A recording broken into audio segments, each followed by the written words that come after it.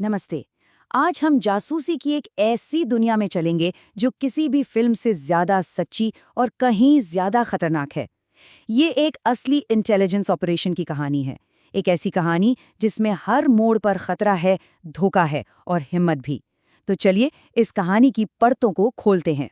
जरा सोचिए, काठमांडू की एक सर्द रात, थमेल की तंग गलियों में एक आदमी बेतहाशा भाग रहा है। उसकी सांसें बुरी तरह उखड़ी हुई हैं, हाथ में एक काला बैग है और उसके ठीक पीछे हैं दो हथियारबंद साये।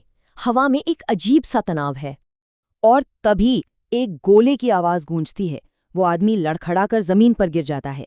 गली में उसका खून फैलने लगता है और अपने आखिरी लम्हों में, इससे पहले कि कोई उसे पहचान पाता, उसके मुंह से कुछ ऐसा निकलता है जो इस राज को और भी गहरा कर देता है। देखिए, ये कोई मामूली आदमी नहीं था। ये था विक्रम रावत, भारत की खुफिया agency research and analysis wing यानी रॉ का एक सीक्रेट एजेंट। और ये उसके एक बहुत ही खतरनाक मिशन का अंजाम था। पर सवाल यह है कि विक्रम यहाँ तक पहुंचा कैसे?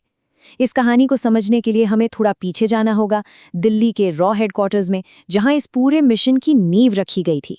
मिशन का टारगेट था एक ही आदमी, दाऊद इब्राहिम, जो पाकिस्तान की आईएसआई की हिफाजत में कराची के एक सेफ हाउस से अपना पूरा क्रिमिनल और टेरर एम्पायर चला रहा था। वो बहुत ताकतवर था, बहुत महफूज था, लेकिन उसके ऑपरेशन में एक बड़ी कमजोरी थी, एक ऐसा सुराग जिसे रॉ पकड़ना चाहती थी।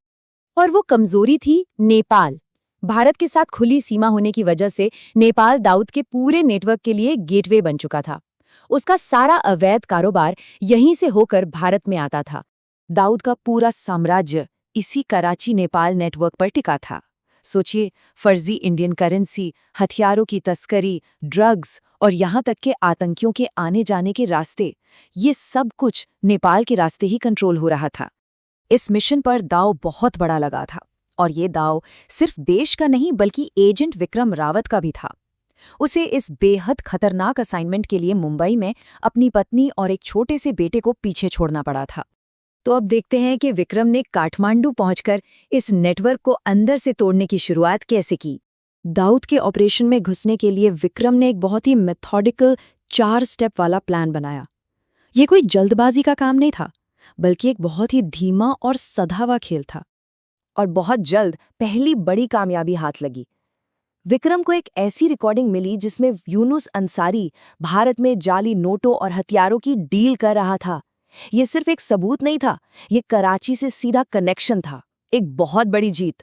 लेकिन जासूसी की दुनिया में भरोसा एक ऐसी लग्जरी है जो आपकी जान ले सकती है, और बहुत जल्द ही इस मिशन ने एक बेहद खतरनाक मोड़ ले लिया।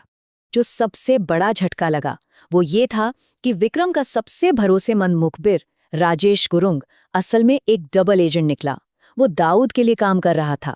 उसी ने विक्रम की सारी जानकारी लीक कर दी, जिसके बाद विक्रम के ऑफिस पर हमला हुआ और उसे अपनी जान बचाकर भागना पड़ा। इस धोखे के बाद विक्रम बिल्कुल अकेला पड़ गया था।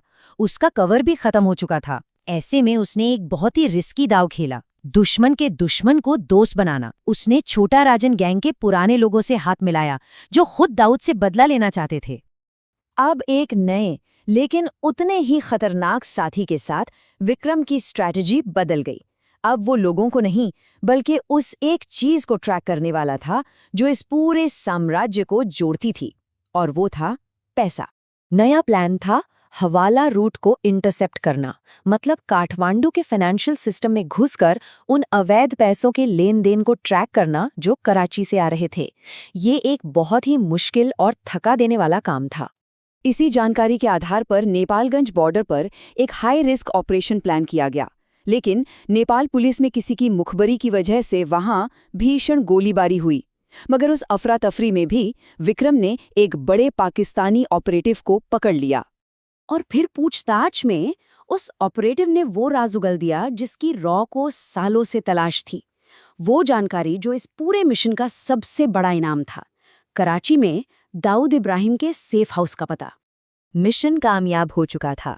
अब रॉ के पास सिर्फ एक पता नहीं, बल्कि नेपाल से लेकर कराची तक फैले दाऊद के पूरे फाइनेंशियल नेटवर्क का नक्शा था। प्रॉपर्टीज की डिटेल्स, बैंक अकाउंट्स, सब कुछ। लेकिन इस जबरदस्त कामयाबी का मतलब ये नहीं था कि जंग खत्म हो गई। असल में यहीं से असली जासूसी और फिल्मी जासूसी का फर्क शुरू होता है। फिल्मों में हम क्या देखते हैं?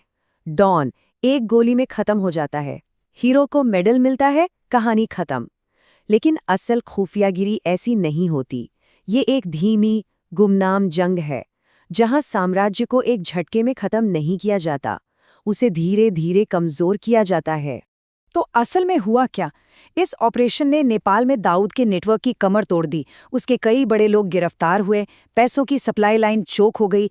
लेकिन दाऊद खुद कराची में महफूज बैठा रहा। जंग अभी भी जारी थी। और यहीं आकर ये कहानी एक बड़ा सवाल छोड़ जाती है कि जब दुश्मन जिंदा हो तो क्या जीत सच में मुमकिन है? आतंक और संगठित अपराध के खिलाफ इस न खत्म होने वाली लड़ाई में जीत का असली मतलब आखिर है क्या? शायद ये एक ऐसा सवाल है जिसका जवाब हमेशा धुंध में ही रहेगा।